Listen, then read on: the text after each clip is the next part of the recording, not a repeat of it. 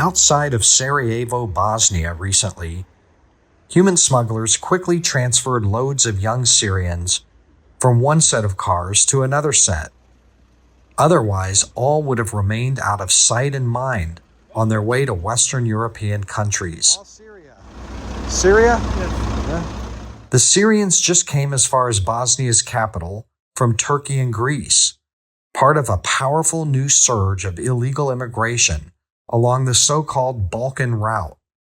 They're coming in numbers, 350,000 just in 2023, not seen since the mass migration catastrophe of 2015-2016, when nearly 3 million came into Western Europe.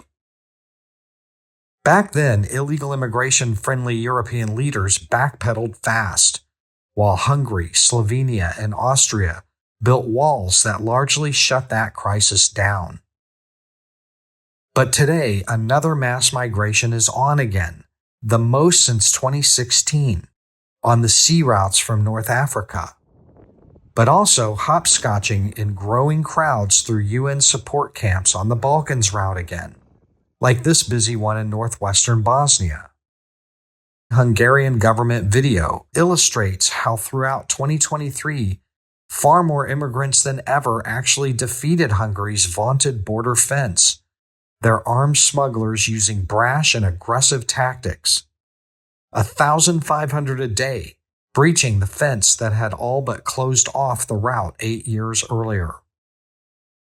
Like at the US-Mexico border now, many here are from all over the world, like these Nepalese immigrants in northern Greece, or like this man from Congo. Angola, Turkey, Greece,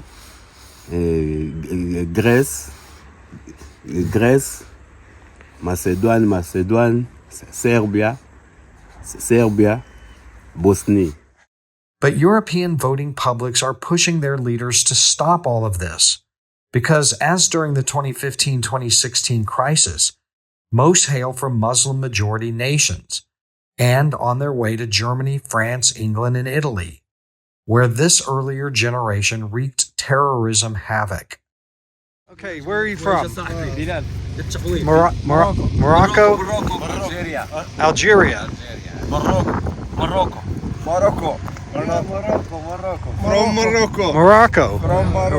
Where are you going? Despite the fact that some of these strangers harbor extremist ideologies that Europe will find incompatible.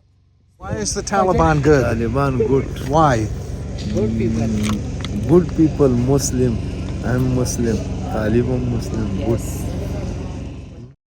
And like the causes of America's border crisis, many in Europe are drawn by lenient policies that progressive liberal governments restored after the tough ones they used to end the 2016 crisis. This started because many EU governments let most arrivals enter and stay for the years it takes to process their asylum claims, and most especially because almost no one is ever actually deported when those claims are rejected. You know that they will not deport you, correct? Yes, I know that they will not deport How me. important is that? It's 90% important. Because Why? if you do whole trip and they will catch you and deport you, it's very, very difficult. But European voters appear to be rebelling now.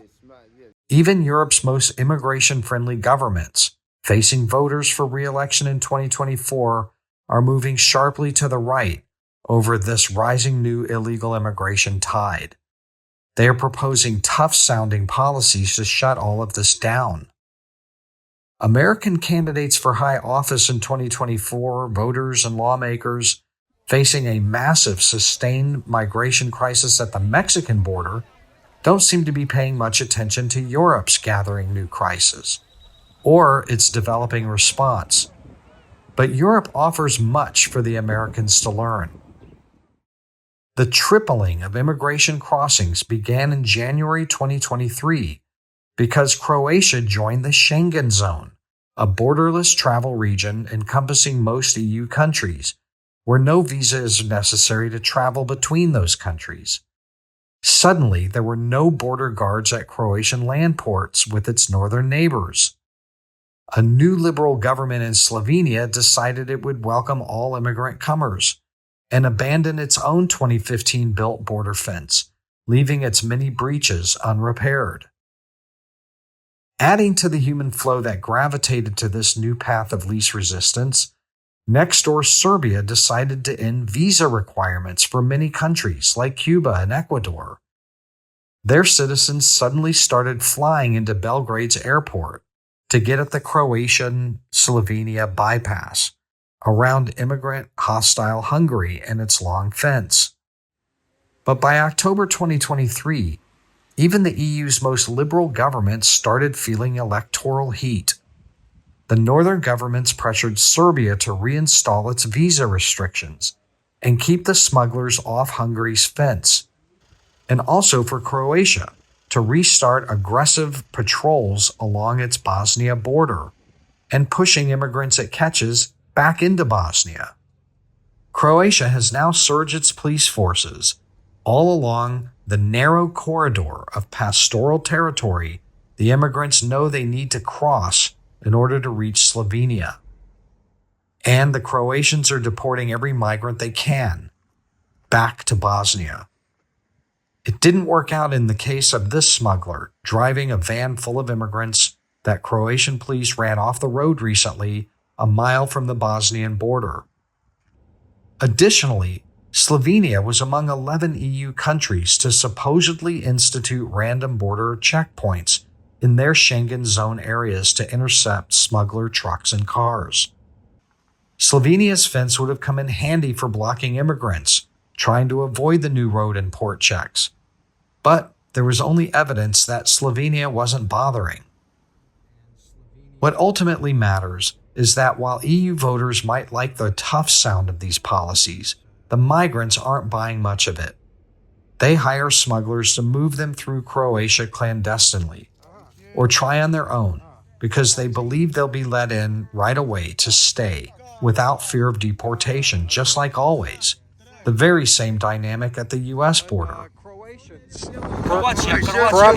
police. هذا مشكلة كرواتيا بوليس الحمد لله ما تسناش راه غنرجعوا للكار خيضربونا باش بروبليم. No problem? No problem. No problem, you'll just... It's Slovenia. إن شاء الله Inshallah. But, And how hardline Europe appears ready to go from here, especially with some deterring ideas being batted around, should hold interest for American political candidates and policymakers who also want to end the U.S. mass migration crisis, either during the Biden administration's fourth year or in a new 2025 administration. Because the EU is in the midst of hammering out an EU-wide policy that all members would have to abide by, it's called the New Pact on Asylum and Migration. One idea in it is to detain claimants coming from countries with a low grant rate for up to 12 weeks so they can't disappear into the interior, and also to actually deport rejected detainees to home countries within another 12 weeks. Another idea is to pay distant third countries to do these jobs for Europe, like Egypt, Morocco, Albania, and Tunisia, to name a few on the table. Could the United States contemplate paying Costa Rica, Ecuador, and El Salvador to detain U.S.-bound foreign nationals on their way to cross the southern border? Europe is contemplating other ideas as elections draw near.